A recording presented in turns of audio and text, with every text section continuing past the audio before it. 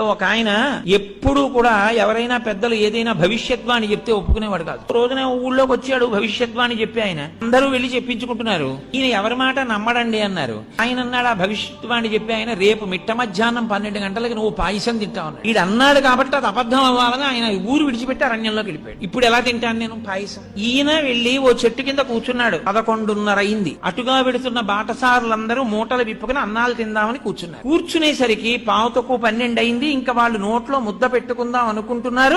దారి దొంగలు వస్తున్నారన్నారు. వీళ్ళందరూ విప్పిన మూటలు విప్పినట్టు వదిలేసి పారిపోయారు. ఈయనొక్కడు మాత్రం అయ్యి బాబు ఇప్పుడు పారిపోవడం ఎందుకు, మనం 12 అయిపోతోంది, మనం ఎవ్వరికంటా పనకూడదని ఓ చెట్టే ఆ చెట్టే ఎక్కి పైన కూర్చున్నాడు. దొంగలు వచ్చారు. 5 నిమిషాలు తక్కువ 12 అయింది. ఒరే మంచి ఆకలి మీద ఉన్నాం, భలే ఉందిరా, అన్ని పాయసాన్నాలే, ఒరే పాయసాన్నం మిగిలిందిరా తినేద్దాం అన్నారు. ఒరే ఆగండి ఆగండి, వాళ్ళు అన్ని పట్టుకెళ్లిన వాళ్ళు పాయసాన్నాలు ఎందుకు వదిలేశారా?